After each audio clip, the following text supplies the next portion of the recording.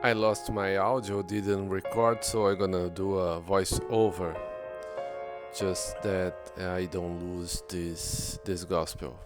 Okay, thank you for the understanding.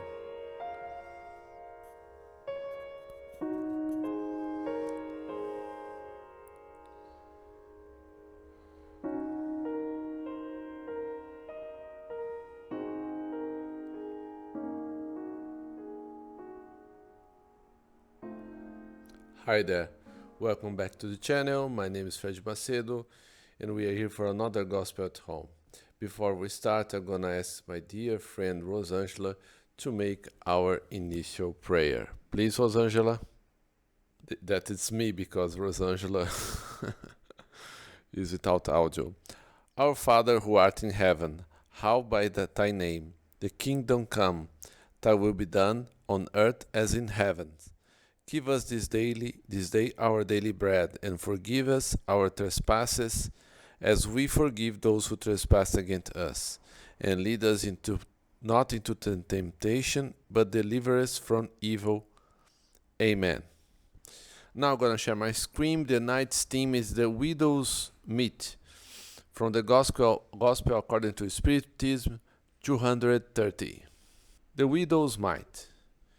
Jesus was seated opposite to the offertory box, watching the way in which people dropped their money into it, and noticing that many of the wealthy were putting in large amounts.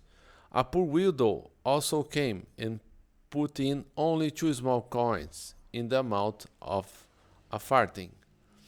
Then, having called his disciples, he said to them, Verily, I say to you that this poor widow has given more than what all the others have put money into the offertory box, for they have all given of their abundance, whereas she has given of her poverty everything she had, and everything that was left for her to live on.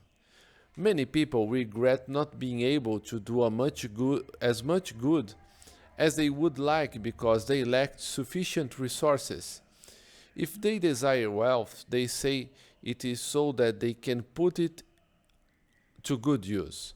Their intention is, of course, praiseworthy, and some may be quite sincere about it. However, could it be, without question, completely disinterested?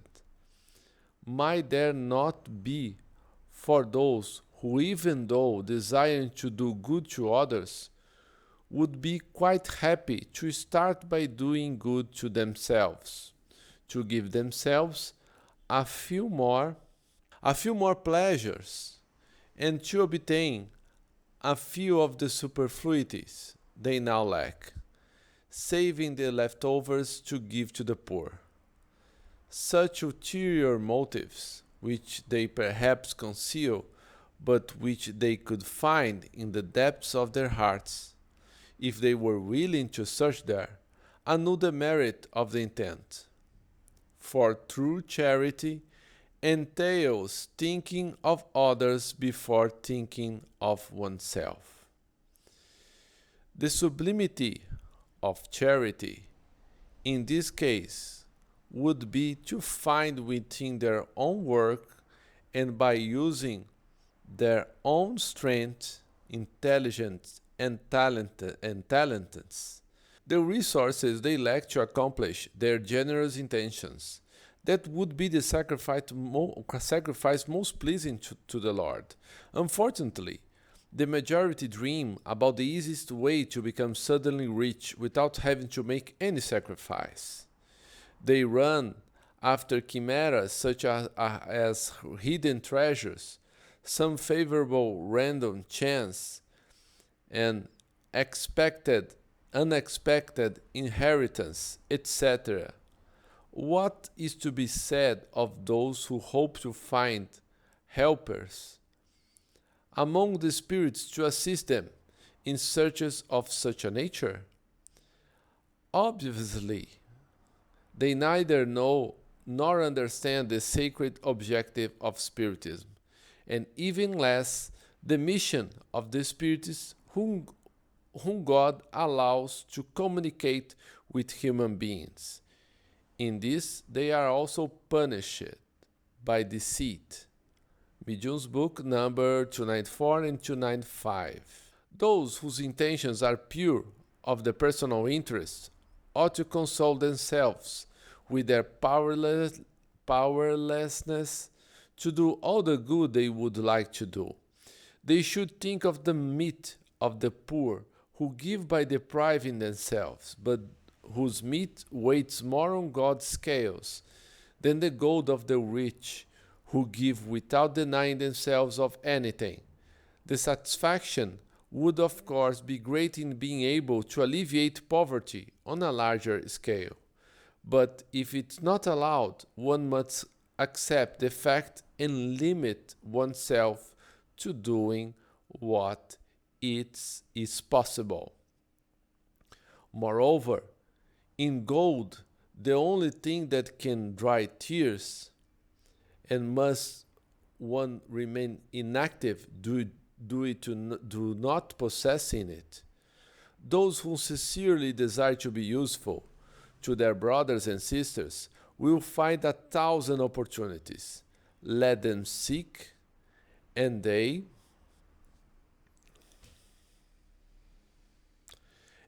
will find them, if not in one way, then in another. For there are none who, enjoying the full use of their faculties, cannot render some sort of service, provide some consolation, mitigate physical or moral suffering, or do something useful. In spite of lack of money, cannot everybody give a portion of the effort, time, and repose they have available? This too is the obol of the poor and the widow's meat. So what can we say about this? We all can contribute in other ways than giving money. Giving money is the most easy way to do charity. And the gospel says to us that we must do what we can with what we possess now. If I desire to win the lottery and to help others, the test said that I might be tempted to help myself first, to do things for myself first, and with the leftovers help others. So the true test is to help others with what we have today, in material means and moral means, because when we forgive someone, we are employing moral charity. When we hear someone, we are doing so either. So if I listen carefully to someone that are having a difficult time, I'm doing moral charity, and it not depend of money. I can listen to people. I can help them overcoming their challenges, and so on. That's why we need to do what we can with what we have. And now I'm gonna make our final prayer, the Holy Father. Our Father, who art in heaven, hallowed by thy name, the kingdom come, thy will be done on earth as in heaven. Give us this day our daily bread, and forgive us our trespasses, as we forgive those who trespass against us. and lead us not into temptation, but deliver us from evil. Amen. Thank you all for listening. I'm sorry to do this voice over, and until our next gospel. Thank you.